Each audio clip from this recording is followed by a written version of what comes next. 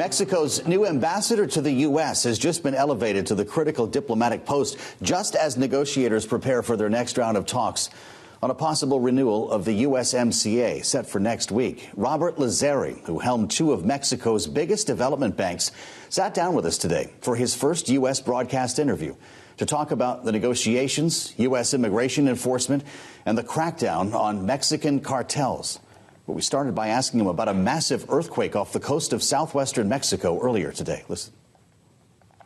Yes, the president reported that at this point we have no reports of damages. There was a tsunami alert, so we asked people to be aware of that. But it seems like it was not a very bad event. Well, we're glad to hear that. We'd also like to talk about your experience, not in Mexico, but here in the U.S. over the last several weeks. You're obviously new to this role, and I wonder how you are thinking about the bilateral relationship between the U.S. and Mexico and areas in which you would like to see it improve, how you plan to do so. Yeah, I've been coming here for a while now. I used to work Ministry of Finance with a relation with the Treasury.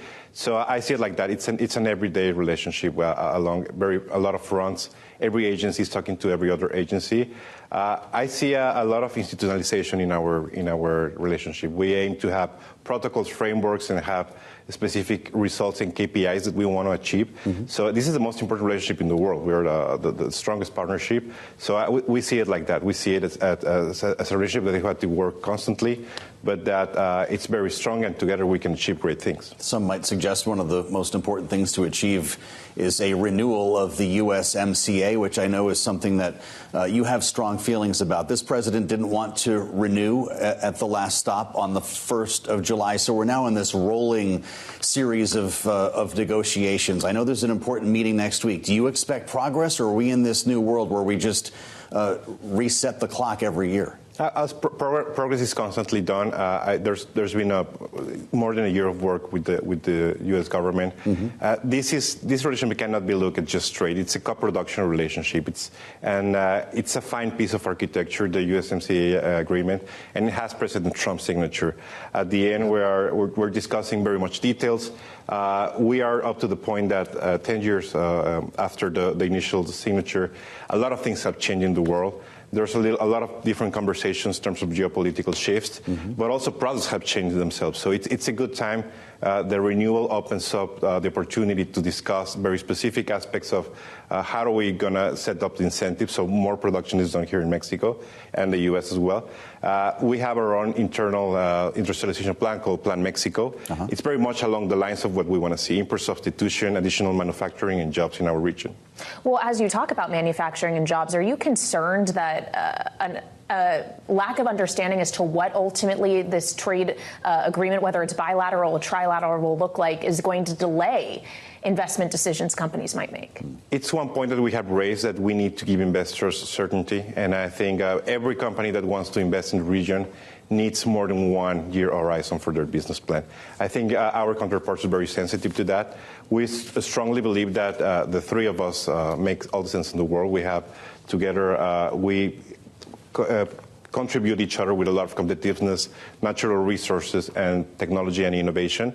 So the aim is also to have something done very quick so that we can give certainty to all the investments that we want to achieve if we want to bring some of this manufacturing back. Have you considered the prospect of this maybe taking 2 years or maybe a little more for the next administration to manage this? The baseline for us is that we have a 10-year agreement. Yeah. And yes, this may take some time. We expect that it's done this year. I believe that the momentum expectation of our counterparts is that also is being done during this year. Okay. Every moment that we're losing, I think we're losing competitiveness, market share, and investment. So it's in the best interest of all the three of us to get to a position of resolution soon. Well, as Joe alludes to, the next administration, it is still the Trump administration for the time being, and something that has come with that, obviously, is a crackdown on immigration and a deportation effort in the United States. Your government just this week requested that attorneys general in the United States look into the deaths that have happened in ICE custody of immigrants. Is that acting as an additional strain, point of tension on this relationship? Does it make your job more difficult? This week, actually, we had very good meetings with our counterparts in the HS and the IC. At the end, I think we all want to take care of lives. We're not meddling into internal politics. We know they have a migration policy, and we respect that. But I think it's a goal in the best interest of both of the countries to have respect of the human rights and life of people. So at the end, yeah, that's what we wanted to achieve. I think we had very good conversations. It follows the same line. We need protocols, we need oversight, we need to have clear objectives for how we want to do things, and ultimately what we want is to not have one life lost in this operations. You could argue the U.S. is trying to meddle in Mexican politics by way of its war against the cartels, adding 2 more just in the last couple of days, Juarez and Los Viagras. That's on top of 6 others. You know, the president has mused openly about attacking them, about bombing the cartels inside the bounds of your sovereign nation. Is that something you're prepared for after what you've seen in Venezuela and to a lesser extent Cuba? Yeah, we actually we're working very closely with the U.S. government. Yeah. All the last operations that we have done and taking big kingpins and a historical high in terms of seizures of fentanyl and pills and precursors. It's been done with a lot of cooperation. So is that just bluster then? Is that a different conversation than the president's having with you? The conversations that we have on a daily basis with our counterparts is just cooperation. And honestly, I don't think anyone has a better view of how to solve Mexico problems and how to achieve these operations and achieve actual results that we do and our security forces do. So at the end, that's the aim for us. The aim is to keep the eye in the ball. The eye in the ball is let's aim for this together. We have this concept that is called shared but a differentiated responsibility. And I think if you look at the fentanyl data of the deaths that was just published by the drug office in the White House, a decrease of 22%, it's a show of that. They did their part in education, access to Naloxone. We're doing our part in not allowing the drugs to cross the border.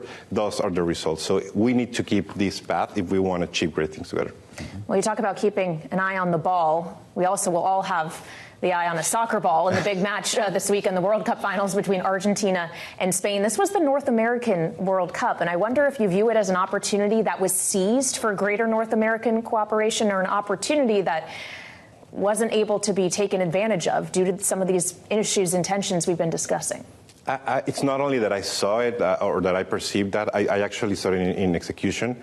I was able to go to the International Police Cooperation Center, very close from here, and you could see police forces from every country in the world, and specifically Canada, Mexico, working together. The results are there, not only in that we didn't have any incident, that everything went smoothly, but also the level of attendance, and that's very exciting because it's a very popular sport. It's very exciting to see that it's taking some track in this country, and at the end, I think it's going to end up being the best World Cup we'll ever have.